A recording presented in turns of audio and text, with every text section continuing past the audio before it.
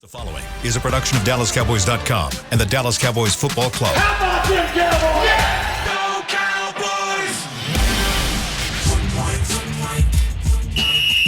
Let's go, baby! Are you ready for a break? Yes. Are you ready for a break? Absolutely. Ready for a break? Yeah, and so much for that. It's time for The Break on DallasCowboys.com. We were on the break! With Nick Eatman, Brian Broaddus, Ambar Garcia, and Derek Eagleton. It is Monday, December 26th, 2022, Season 18, Episode number 96. Welcome to the latest edition of The Break. We are live from the SWBC Mortgage Studios at the Star, presented by Miller Lite, the only beer of the Dallas Cowboys. We're coming off a big win. Cowboys win 40-34. They stay in contention for the NFC East title. Lots of things to talk about there because Philadelphia looks like they may have lost their right tackle. Their one of their cornerbacks is now out. Don't know if the quarterback's going to play. There's a lot of things going on with Philadelphia, so Cowboys still in it. We'll see how this thing goes over the last 2 weeks. And I just read this morning that Tennessee, actually, their final game of the season really is what counts for them. This game might not matter at all for them. Again, lots of things to think about. We'll get into some of that other stuff later, but today we're going to focus on the game and rehash what happened on Saturday afternoon. Let's start with the stories of the game. Nick, what did you think was the big overall storyline coming out of this game? Dak. I thought Dak Prescott showed the mental toughness that he always preaches and that you want your quarterback to have. He threw another interception, and it's 10-0 before anyone's even settled down. And he comes back, gets booed, comes back and has a great finish to that game. And he just basically willed the offense to scoring that many points. And so, he's got his flaws, but the stuff you love about Dak was on display there after that pick. Amber. Yeah, there are a lot of different guys that stood out in that game in general, but I think that Dak absolutely takes the win overall because of that. As soon as that interception happened, and that one was absolutely all on him. There's no discussion about right. it. It's not like, oh, it was somebody. Yeah. No, this was all Dak. Yeah. But the fact that he has that mental toughness and to stay focused and come back and play the way that he did, I think it shows the reason why he's here and why so many other people back him up. And he was able to finish that game. And that game, the defense got a lot of takeaways later on, but I think the way that the offense was able to carry the game was really good. And this is a part of the year right now where it seems that the offense is going to have to keep stepping up their game to kind of be able to win games with kind of some of the defensive struggles that they've had so far. It's a resilient football team. It's very resilient. And they got down a couple different times, looked kind of bad. Even the final drive of the game was just, you're holding on to everything you got. And, they were able to take advantage, as you mentioned, Derek, of the right tackle, Lane Johnson, being out. They put our guy, Nick Driscoll, in there. Mm-hmm. And Driscoll, like Fowler says, not today, not on fourth down. You're not going to block me today. And so now he's back in Gardner Minshew's lap, and he's, basically making him throw the ball away. But the way this team is able to create turnovers, the way they're able to keep playing, they keep shuffling guys in and out of the lineup. They're trying to figure out if Mackenzie Alexander's any good. It's not his fault. Oh, wait, the ball goes inside. It's a catch. Okay, get right on the field. We're going to shift Bland back into the inside. They are doing everything in their power.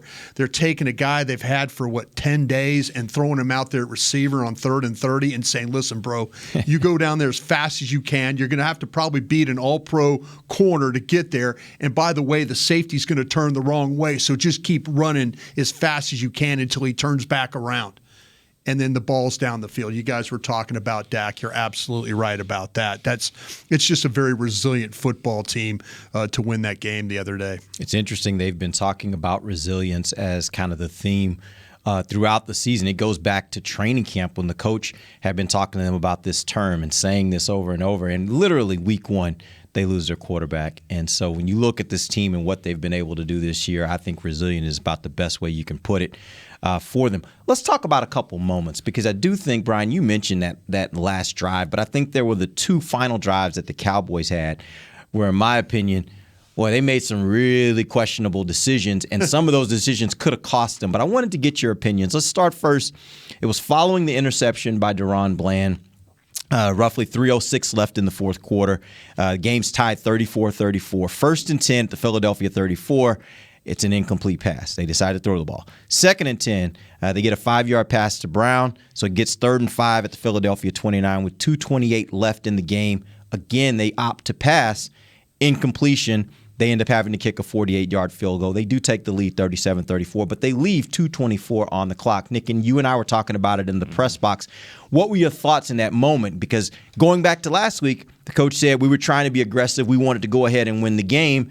Seems like that was the same mantra this week. What do you think? I don't agree with it. I think that you got to either burn some timeouts for the Eagles or get it to the 2-minute warning or both. And I think that the next drive showed you just that they have abilities to run the football without running it right up the middle. Either it's Dak, it could be Tony Pollard on the outside, it could be different things, but do something that you can still run, be somewhat aggressive, but at the same time, you're forcing the Eagles to make a decision. Yeah, 4-minute football is not great for this team at times, especially the last 2 weeks. And I think you got away with one this week. To me, it's about the condition of your team. It's about the condition of your defense. It's like even Gardner Minshew, they're really not without Jalen Hurts. You could kind of see they're a different running team. It was 3 yards a carry without Jalen Hurts. I mean, Dallas is so now it turns into all this playing pass defense. You're trying to figure out the secondary. They've got guys at Smith making leaping catches, over the head catches, Dallas Goedert. I mean, you just don't want to put your defense back through that. And so, I mean, that drive and the last 2:07 of the game, where Dak runs out of bounds, and you're like, God, why? And they still got timeouts, and there's still time left. And I got to the point where we were talking about, myself and Zach Wolchuk, do you go for it on 4th down and just try and kill it here? Do you just try and call maybe your best 2-point play and try and score a touchdown here and end the game? But kicking the field goal was, it was the right thing considering how fast Philadelphia moved down the field. So those are the things that give you that pause of, man, you got game in hand, you've got the turnovers, and now you're putting your team back in harm's way. That was tough. I think they got really fortunate the way that game ended there. What's confusing to me is, we know the team. They know the team. We don't know them as well as they do, but we got a pretty good hand of the team. And to me, when we're watching the game, any game, and it comes down to like a questionable decision, it seems clear to us as we're watching it, they should have done this or they shouldn't have done that. Yeah. Why do they not have this, why do they not see the game as we see it as well, Yeah, well, to me, I think Coach talked about it last week, and it is completely different lenses. And by the way, one's not necessarily right over the other. It's just how you prefer it. He, I think, is opting to say we're going to be aggressive, and we're going to say that even if it doesn't work out our way, we're going for the win. And by the way, sometimes the analytics tells you be aggressive. I don't know that I agree with that in this situation. I didn't agree with it last week either. But at the end of the day, it worked out for him this week, right? Well, he told you all you needed to know. He went for it on 4th and 7. And you're fortunate that T.Y. Hilton draws a passing or a defensive holding penalty there, because that's one of those things you're kind of like, in a game like this, just punt it and see if you can hold him, see if you can get a stop. But him staying aggressive and all that, I really thought he was going to go for it on 4th down. I really thought, I'm like, man, he's calls it no moss. I thought he was in that no moss moment where it's like, call a play. Let's see if we pin him, and we'll see if we can play. But that's a rough way to operate right there for sure. Ironically, Nick, you were kind of having that same kind of back and forth. Should they go for it here? Because you were thinking the same thing. What were your thoughts? Well, I was trying to do math, which is never a good thing. But I was like, you kick a field goal and you put them to the 25, and they've got to score 70. They got to go 75 yards to beat you. If you go for it, you could put them away, and if not, you put them at the 1. Yeah. So now 1 or 2. So now you've got to go 65 yards for them to get a field goal.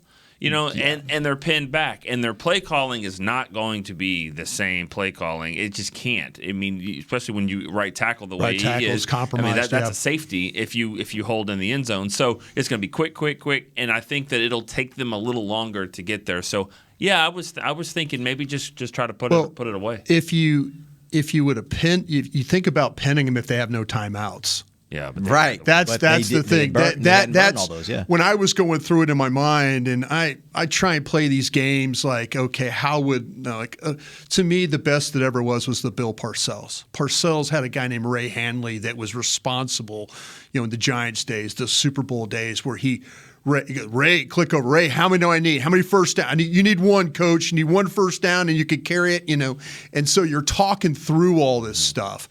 But when they have timeouts left, I'm thinking like, man, you probably have to kick the field goal here because you can't just, you can't just, if you made them burn them all, then you pin them. Now it's a little bit different. They can't throw the ball in the middle of the field. The stuff's going up the sidelines and things like that. So that's part of not getting all those timeouts off the board. Yeah.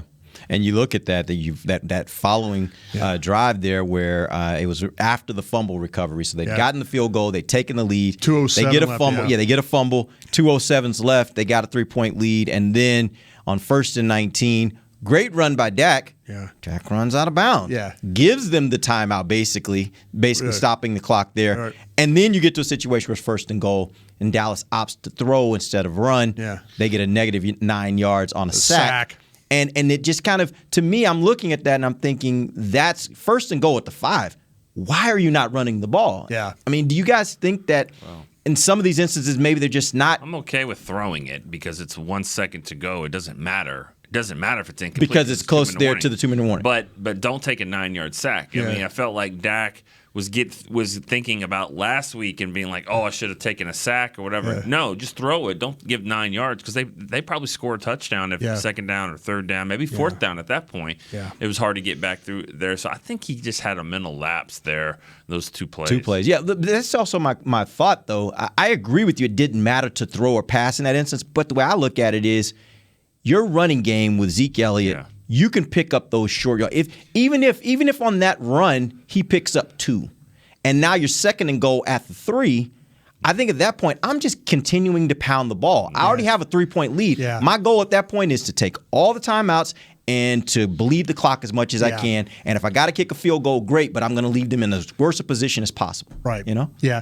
These officials, though, with Alex Kemp, and I don't want to make it, but the whole game, they let him play. Oh, yeah. They really let him play. Because on the 3rd and 7 call with minute 50, Dalton Schultz gets called. They hold him. They tackle him in the end zone, and they don't call it. So you're thinking like, they're probably they're going to watch the tape and see that, and they're going to go, well, okay, that's par for the course. But Parsons got held. Tyron Smith was holding in the game. They were letting him play. That was letting him play. And so if you're thinking you're going to get a call on 3rd and 7 in the end zone that could have maybe give you the first down and killed that game, no, these officials were going to let the players decide it. Let's go ahead and real quick before we go to break, though, I did want to ask just a bigger picture question about game management. Are you concerned? These last 2 games, there have been some bad decisions, or I shouldn't say that. There have been some different decisions than what we would have made. Right. That being said, how concerned are you about it? Oh, I'm concerned just because, but I'm a media guy. I was once involved with, I've never was a coach. I mean, I was a coach in college, but not in the NFL level. But I've been around enough games to where I know how you're supposed to keep clock moving. The clock can be your ally in this way. And, if you can make them burn timeouts and put them in a different situation, then you can maybe dictate the game in your direction. I'm absolutely concerned because I've seen it back-to-back weeks. One week they got away with it. The other week they didn't get away with it. And I think that's the thing that in these games they play the games like this. These playoff games are going to be. We saw basically Tampa last night and their situation and how they needed the clock and stuff like that. So yeah, I'm a little bit concerned. I understand their mentality, but it does scare me because they haven't shown consistency in it. And when it comes, it's just, you're cutting it close now. We're about to end the season, and that's it. When you get to the playoffs, that it's gonna come down to that, and it scares me that it comes down to a moment like that, the last few minutes of a game, and they tend to play games that are pretty close. So those are crucial moments there, and some of those decisions that seem clear to us while we're watching it, but I get their aggressiveness. It does scare me, and I hope, I don't know. Because then if they're too conservative too, then you criticize that as well. So it's just like, it's not a win-win situation here. So it's just either way, you're going to get criticized. So I'd rather them be aggressive, but I don't know. It's just, it's one week they're one. aggressive and the next week they're not.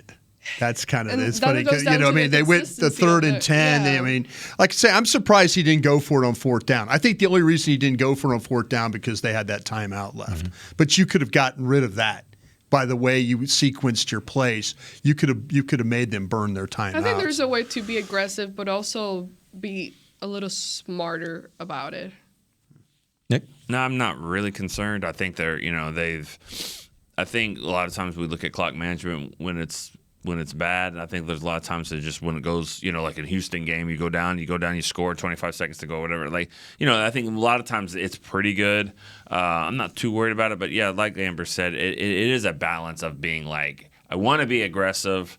When do I pull back? And it's not the easiest thing in the world to have a mentality that does kind of go back and forth. So, I mean, these games are going to be close. We know it. The playoff game, it's going to come down to the end. And if it's in Tampa Bay, it's definitely going to come down to the end. No doubt about it. And so that's just you better not leave. And I think you have to be super aggressive there. Because if you don't, and if you just give them chances, then you're not going to win. Yeah, when you're playing that kind of team, I think you're right, yeah. To your point, though, is if you're Mike McCarthy and you lose that game to Tom Brady, say, and you're like, your argument is, or if the media asks, well, why did you do this?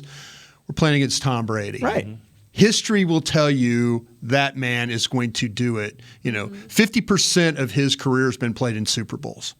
So think about that. Yep. Okay, let's not act like that. That we're crazy. Playing like you're playing somebody different. But anyway, you can get away. You have to coach games differently against Brady, Aaron Rodgers, Patrick Mahomes. You have to coach game. You have to play outside the box because your argument is like, hey, look who we're playing against. Do you think I want to give them any time? No, I'm not. So You rooting for the Packers?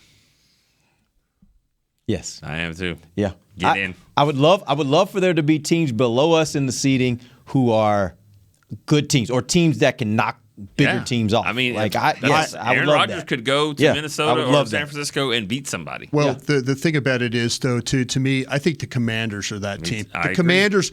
What's happening? But with their quarterback situation now, if Wentz is They going to be their guy, worked. They got worked in that Giants game on a call. They did. And San Francisco, nobody wants to play. That situation. You were good.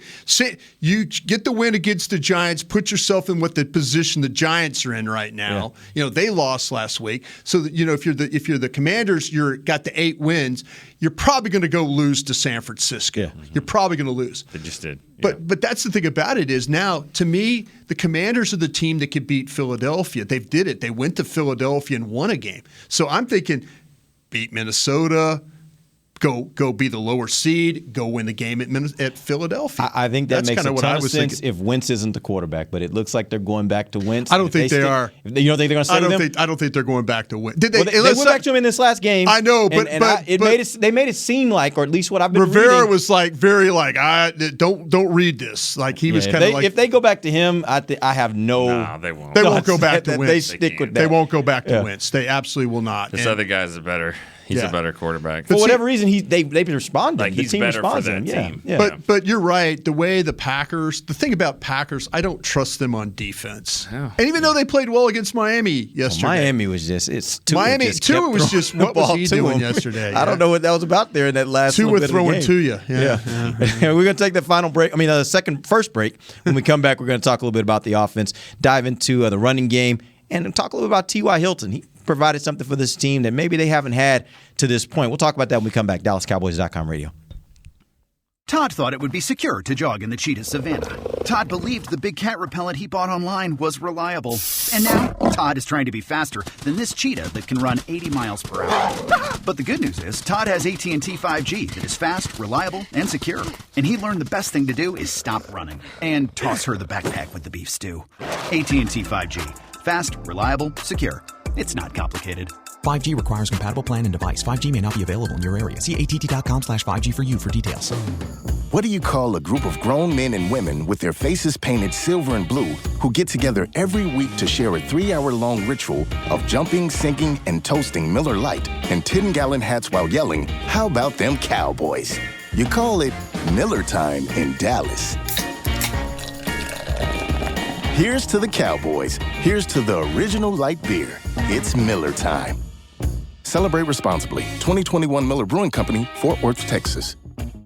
Want to use what the pros use? How about the official men's skincare brand of the Dallas Cowboys, Jack Black? Right now you can get the Jack Black Starter, a curated collection of Cowboys locker room favorites for just $10 with free shipping. The starter includes 4 Jack Black skincare favorites plus a full-sized intense therapy lip balm. Go to getjackblack.com/cowboys and use the code word TEAMJB. That's getjackblack.com/cowboys. The Jack Black Starter, $10, free shipping. When you build, you start with the foundation. And home ownership is a foundation of a stable future. The Bank of America Community Homeownership Commitment has helped over 34,000 people lay the groundwork so far, with up to $10,000 towards your down payment or 3% of the purchase price, whichever is less. The satisfaction of owning your own place can become a reality. Visit bankofamerica.com/homeowner to learn more. What would you like the power to do? Bank of America NA, Equal Housing Lender. Credit and collateral is subject to approval. Restrictions apply. This is not a commitment to lend. Back to the break. It's only right that the best fans in the whole world go out of this world gear. Visit the local Dallas Cowboys Pro Shop. Log on to DallasCowboys.com, a Fanatics experience. Grab Cowboys Nation-worthy hoodies, tees, accessories, and more. There you go. Welcome back to the second segment of the break, live from the SWBC Mortgage Studios at the Star. This segment brought to you by Blockchain.com. Let's talk about the offense, the running game in particular. Saturday, Zeke Elliott ran 16 times for 55 yards, a 3.4 average, and a touchdown. Tony Pollard had 9 carries for 19 yards, 2.1 average. After the game, when we were talking to Zeke, he made mention of the fact that the running game just wasn't there on Saturday. Dak had 41. He did, and I didn't bring that up specifically because that's a whole different conversation for me. A good thing about the running game. I'm okay. How do you guys feel about what happened with the running backs, and what was the issue? Was it a situation where literally it was just Philadelphia was just stopping them, or the offensive line just couldn't get pushed? These tackles and linebackers and ends, if you don't hold blocks with these guys, they will make every single tackle. There will be times when they were getting pushed and guys are falling off, and then, it's like a chance to cut the ball. And then this was not one of the better games for Connor McGovern. It just wasn't. I mean, but he wasn't alone. Tyron Smith, Martin, they all had those 1 or 2 plays where it's blocking, and then these guys are so powerful on the other side that they get off their block and then they make a tackle for a gain of 2 or a gain of 3. So a lot of lack of sustain in this game. And they couldn't get guys up sometimes on the linebackers, which really was a problem. That's why that their linebacker, Edwards, had so many tackles in this game. I think he had 14 of them where they could not get a guy to him quick enough. This is why they're 13-2. I mean, they're really good because they always have an athletic, healthy, fresh defensive linemen out there. Mm-hmm. I mean, there's not just 4 guys that play there for them. It's 7, 8 guys. Yeah. It's a really good rotation that doesn't ever seem to drop off. I mean, you throw in, some really talented Pro Bowl type guys that are backing up. So that they've stacked their D-line well. I didn't have a problem with the Cowboys struggling in the running game per se, because it showed me that they can get it done with the passing game. And sometimes I feel that when they struggle in the running game, they tend to play bad. Like when they don't have that kind of balance, they struggle on offense. So the fact that they came out with, 40 points total, that makes me very happy to see that they can keep it going and make it work with just relying mainly on the passing game and Dak Prescott. I'm glad they kept trying. I wasn't against it. And like you say, if the big difference in this game too was, when you watch the Eagles play, Jalen Hurts gets 50, 60, 80, 100 yards running, and then all of a sudden it supplements what they're doing in the running game. Well, running game looks terrible with your running backs, but then your quarterback is escaping. Yeah. He's scrambling. He's getting 11 yards. He's getting 10. He's getting yardage.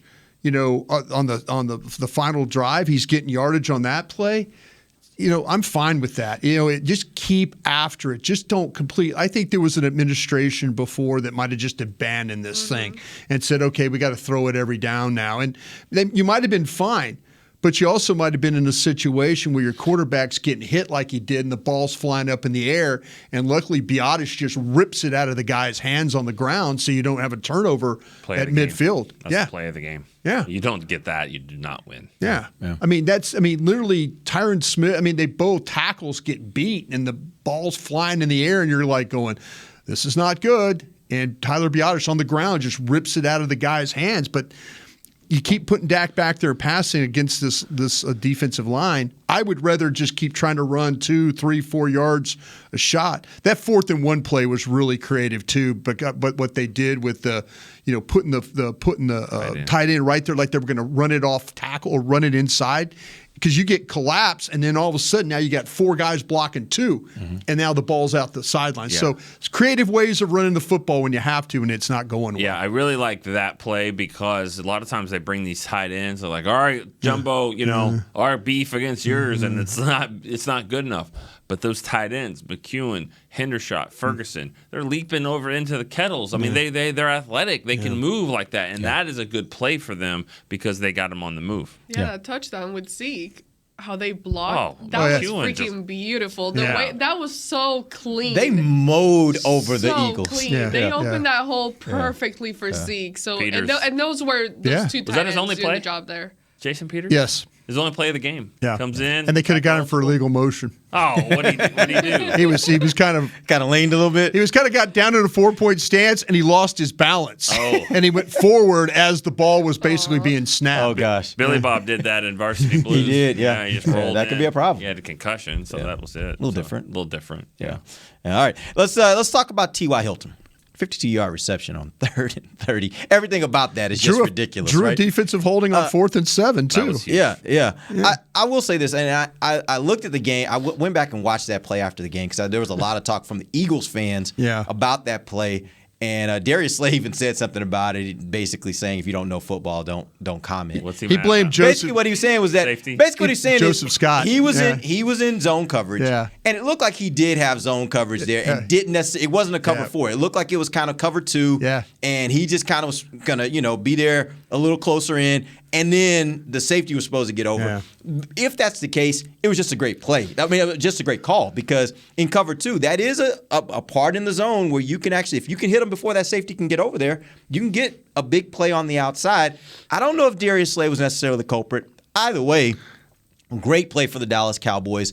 Big play. And to me, and the question for you guys is that what T.Y. Hilton can do for you on a consistent basis that adds something this offense doesn't really have? What if I told you guys on that play your wide receivers were Gallup, Turpin, Hilton, Schultz, and Zeke? No Lamb on the field at that play. Okay. No, that was the okay. So you're trying to get it. I mean, you're by putting Hilton and Turpin on the field, you're trying to get. Sometimes you get sometimes it's the check down Charlie. It's a 7 yards and you punt. Yeah. That particular play, and it was a really good pickup too by Zeke. Being in there and helping pick up. But the inside, the safety to the inside was Scott, number 33. And he initially looks like he's good, like he's going to help, and then he flips the other way, and he was completely lost. Mm-hmm. And that's where he tries to adjust. By him looking the other way, it got Hilton far enough down the field to where he couldn't come over and make the play. So sometimes Slay was blaming Scott. I'll give you the name. Yeah. He's blaming the guy. He was blaming the guy. Hey, if you know football, it wasn't me. He was the original Shaggy. It wasn't me. So that's sometimes you have to catch breaks. 3rd and 30. I mean, 2% chance. There's a better percent chance of throwing an interception there than there is completing that ball. And it's a really bad percentage to say, hey, go catch this ball 52 yards down the field and don't use your hands. Yeah. Just catch it right off your wrist. Yeah. I know, and I get this every game. Every time Dak throws a deep ball, I get this because I have made the statement that I don't believe Dak is a great deep ball thrower. That might have been his best deep throw he's ever had. I mean, he chunked that thing. I almost said something bad. He really did. He threw it, and I mean, he was like, I'm throwing this as far as I can and as hard as I can, and that's what makes that catch even more impressive because he stood in there and chunked. To your point, he kept him in bounds too. We've seen Dak make long sideline throws where the guys it's too wide, it's too near, So and let's also be clear about this. I think when you have a guy like T.Y. Hilton, it makes the deep ball throw an easier throw for the quarterback because it's like Randy Moss. It's those kind of receivers where basically the receiver's like, just chunk it. Yeah. I'll go get it. And T.Y. talked about it after the game. He was like, he just threw it out there to me. And then I got to go get it. And so when you got a guy that has that kind of crazy speed, he can go get it. And so it makes it look like it's a great throw when really the quarterback just has to literally back up, take your drop, and just sling it and let the receiver run. I guarantee you that's the only deep ball that Dak has thrown to T.Y. Hilton since he's been here. Do you think in practice they ever aired one out like that? To me, that doesn't seem like one of those that you would like, okay, just run as fast as you can and we're going to throw it down there. Well, the players had said in practice that, he's definitely showed he still had the speed. I don't know who was throwing it to him. But somehow he showed the players the players were like, we got something here. Yeah. But I don't know if it was Dak throwing it to him. Yeah, I just wonder about that sometimes. But it's crazy that but they set the play up. They put personnel on the field that could all run. See, I love Turpin in the slot like that because then that's what you can blame the safety all you want to, but that guy knows number 9's coming up. He's got to pay attention to him a little bit. So that even if it's just a second late getting over, it's because you put Turpin in the slot. That's what I love about that. And you start thinking about what you can do with stuff like that when you got the guy on the outside, it's T.Y. and he's going on a 9 route, and then you run basically a post route with the guy in the slot with Turpin. Yeah. And let's assume for a second you put CD on the field and you got him over on the other side of the field. What are you going to do, defense? Because somebody's going to get open here, and you can get some big hits on some plays like that. I think that's where T.Y. Hilton adds a new dimension to this offense that we really haven't been able to see to this point. Yeah, it was like Beckham. Who? No, just kidding. I'm still salty about the whole situation. But no, that's exactly what the Cowboys were missing, and they got it. And it's impressive. Now he set the bar very, very high, and I expect nothing less than catches like those. So keep it up, and it's exciting to have a guy like him with the speed that he has, because that is the one number, like Nick mentioned, that is the one thing that all of these guys have commented about him, is how fast this guy is, and the fact that he showed the ability that he still has without playing all year, basically. Right? Yeah. He's being out recovering. So that just shows, imagine him getting a few more weeks of work in. I bet he's a lot better once the playoffs get here, and he's going to be making those plays that the Cowboys were lacking. I think you have to use him stuff in the underneath, too. I think he's so capable of making those plays, 3rd and 4, 3rd and 5. You get in those what are we going to call run pass kind of things, and you play action it, and you hit him out of a bunch formation. Someone's trying to chase him. He's really good at those kinds of plays as well. And the thing about that is that 52-yard pass, defenses will be watching that, and they're thinking, I'm playing off. Like, I'm not necessarily going up tight. So that's going to create those openings for some of those underneath throws. So, I think he adds a new dimension to your offense and gives you just one more playmaker that you get the ball in his hand in space. He can do something with it.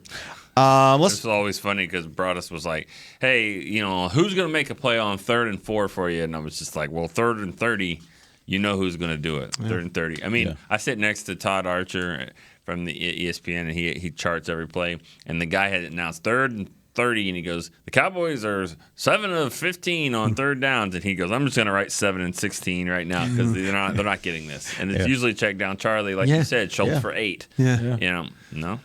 Or a draw. Off topic. I mean, not completely off topic, but I kind of feel bad for James Washington. I mean, why? Yeah. Poor guy. What do you mean why? I mean because it's the crazy part is, well, I shouldn't say the crazy part. We all know the NFL No, it is what it is. Yeah. It is what it is. But I'm saying I feel bad because he's been since training camp battling with something. But out of sight, out of mind, though. Yeah. They got to the point where they were even thinking about if he was available, maybe they don't talk about going to get T.Y. Hilton, or maybe they don't talk about Odell Beckham.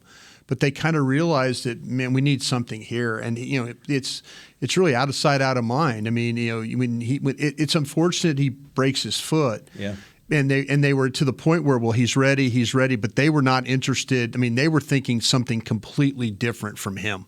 Well, that's the thing is they've held on to him this long. He's been healthy for a while, and then they used him 2 weeks ago. What was it for? Like one play? Yeah, he's only played. I'm just saying. Listen. I haven't. He's not my type of receiver. But the thing is, it's just. I do feel bad in the way that it's the business. Well, whatever. you wonder now if he's the 53rd player. Yeah. If they have to go, if they have to elevate somebody or they have to go in a position. Now with Hilton, I mean, everybody, it's all, oh, hey, look at this shiny new toy we have over here, and hey, look at this guy we've only given 3 games to or 2 games to. We know what he is. Now we need to move back over here. I wouldn't be surprised if they needed a player. I'm just saying he's probably the guy that they would look at first if they had to bring on somebody off the roster or on the roster and they needed a spot. That's just my opinion. Yeah, it makes me think that something they saw at some point, whether it's camp before he got hurt or since he's been healthy and not playing, something they saw made them say, like, he ain't really the guy that we need right now, because they still were out there and they were looking for other options. So to me, it just kind of says they weren't impressed enough, and this is just the result of that. What happened? We were all watching those OTA and minicamp practices. Him and Tolbert, they just weren't available. They just never were available. And you never got a feel for, like, well, could he be that guy? Could he be the guy? And then all of a sudden, you don't see him all of OTAs and minicamps. We get out to Oxnard, the first practice, we're all settling in.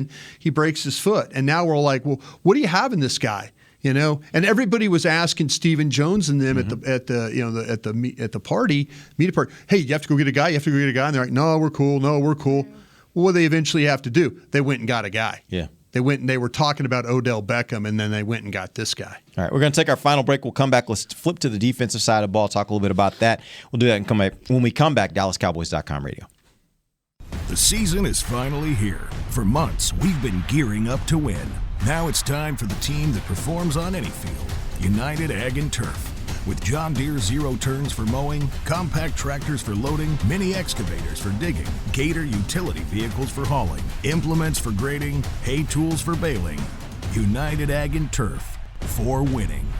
The official Ag and Turf equipment supplier of the Dallas Cowboys. Visit UnitedAgAndTurf.com for more. Todd thought it would be secure to jog in the cheetah savanna. Todd believed the big cat repellent he bought online was reliable.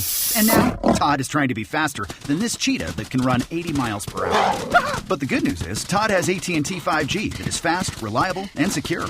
And he learned the best thing to do is stop running and toss her the backpack with the beef stew. AT&T 5G. Fast, reliable, secure.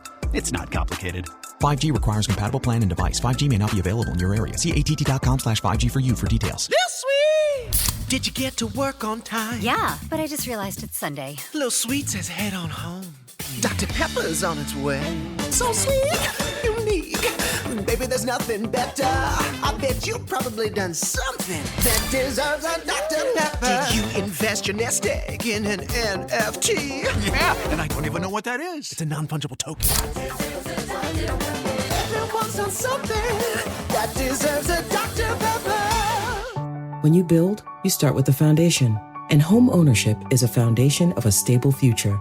The Bank of America Community Homeownership Commitment has helped over 34,000 people lay the groundwork so far, with up to $10,000 towards your down payment or 3% of the purchase price, whichever is less. The satisfaction of owning your own place can become a reality. Visit bankofamerica.com/homeowner to learn more. What would you like the power to do? Bank of America N.A. Equal Housing Lender. Credit and collateral is subject to approval. Restrictions apply. This is not a commitment to lend.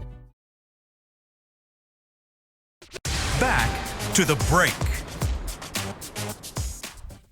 Even after Christmas, you can give the gift to the Dallas Cowboys with a Cowboys United membership. Give your superfan an annual fan club membership and a fan pack for as little as $20. 'Tis the season. Learn more at DallasCowboys.com/United. Welcome back. Final segment of the break live from the SWBC Mortgage Studios at the Star. Let's talk defense. Saturday, this defense gave up, or they allowed, they actually had 4 turnovers that they forced. But they had 0 sacks. Should have had 5 turnovers. Barr dropped a ball he should have had. Yeah. Oh, no doubt about that. They had 0 sacks, 0 quarterback hits, and allowed 355 passing yards against Gardner Minshew.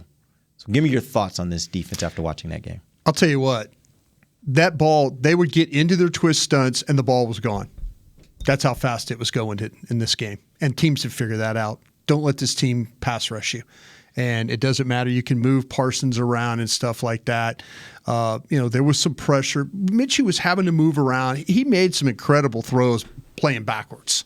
He made some the throws. That final drive, they kind of got to him. You started to see when Lane Johnson came out of the game, you started to see, okay, now some problems are happening for this. But yeah, I mean, it's an excellent offensive line. The skill players are tremendous. The way with Brown, Smith, the tight end. Any ball in their direction, they're going to catch. But as you watch, I'm trying to think, why no pass rush? Why no pass rush? Their line is good, but the ball is getting out so quick. I swear, I was watching it there, and I'm like, I counted maybe 4 or 5 times where Cowboys were running a twist stunt, and the stunt didn't even have a chance to get completed. I mean, it was like in the infancy of it. Just move, ball out. And you're like going, okay. I'm getting what's going on here, especially, and you're compromised on the back end. I think the combination of Wright, and Bland, I think that's the one they need to stick with because they covered better when those two were playing in the game. But yeah, it's tough when the ball's coming out that quick. It really, really is. Yeah, and there were times, now that you mentioned that, maybe that was what I was watching, because there were times where I was looking at it and I'm like, man, they look slow. The defensive line when they're rushing or like going. Even Micah Parsons, there were times where he just looked slow coming off, with the snap. But maybe that's the reason why, because of the quarterback getting rid of the ball so fast. It's my best reasoning right now. It's my best reasoning. If you get up and play press coverage and make guys have to win, teams are not. The receivers are in routes and the ball is out. I mean, it is like whether it's an out, a slant, curls. I mean, they're getting the ball out so fast. And that Gardner Minshew, and the times when he was, like I say, he was going backwards, he's throwing it sidearm, and he's on back foot, and he's throwing it over the middle, and Smith makes a great catch. Or I'll tell you something about Micah. He wore Dallas Goedert out in the running game, though.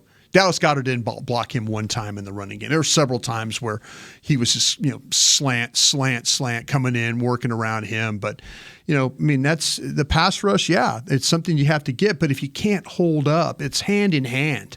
If your guys in the back aren't holding up, then it's a problem because your rush can't get home to affect the pass.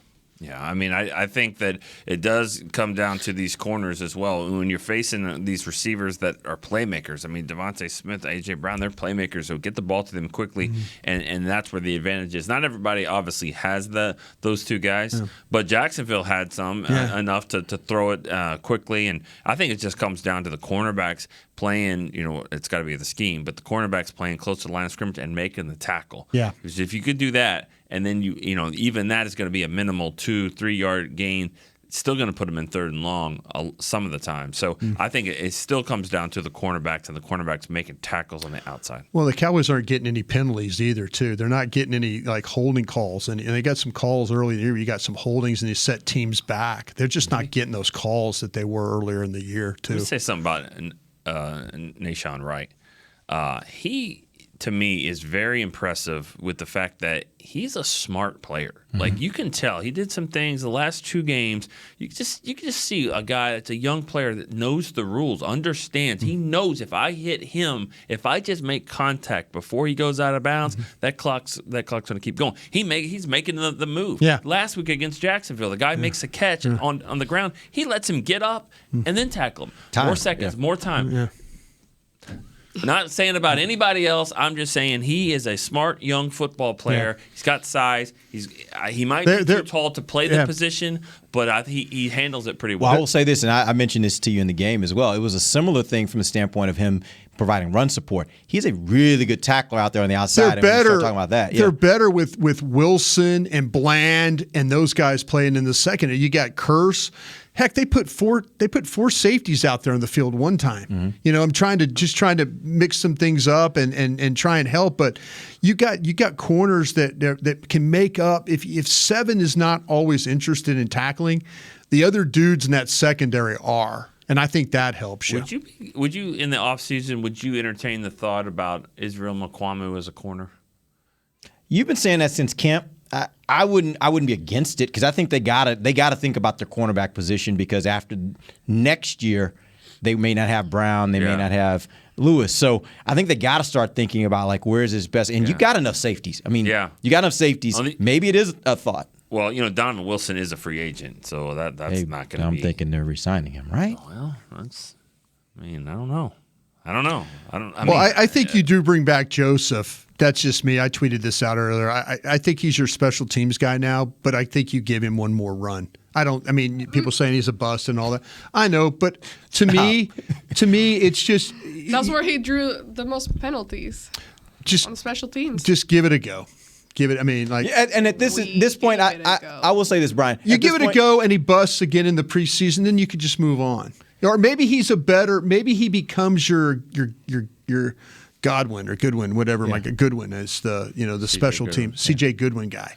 Maybe he becomes that guy. Is this about the fact that, or I'll put it to you like this: if he was not a second-round pick, would you be thinking that, or is this one of those things where you're like, hey, I just got to give it one more try because at some point somebody thought he could play? I don't think if we all trust Dan Quinn and Will McClay, they're the two guys that they didn't go down to San Antonio, UT San Antonio, and look at the Woolen kid who's doing great things up there. He's the same. He's a long, tall corner that they would have probably absolutely loved.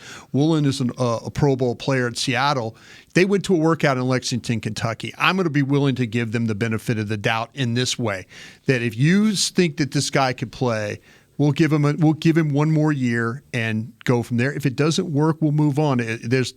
Nick will remind you of every second-round pick that never ever played here. He'll just be on the list if that's exactly. the case. Tony Dixon. How about that tackle we drafted that Parcells drafted from USC? Jacob Rogers. Never played. That every time we think about moving from left tackle to right tackle, I think about him because it took him an entire year. Yeah, like he wasn't going to do it in a whole year. It took him, and it was just like he couldn't play. Can't do it. Parcells was told he's everything you hate in an offensive lineman, and he still drafted him. He never played. Never played. All right, we appreciate you guys joining us. We'll be back tomorrow. We're going to actually dive into Tennessee tomorrow. We'll do offense and defense tomorrow for Tennessee because it's going to be our last show of the week before we head out to Tennessee why not? for Thursday night game. Till then, for Nick Eatman, Brian Broaddus, Amber Garcia, I'm Derek Eagleton. This has been The Break, live on DallasCowboys.com radio. This has been a production of DallasCowboys.com and the Dallas Cowboys Football Club. How about this, Cowboys? Yeah!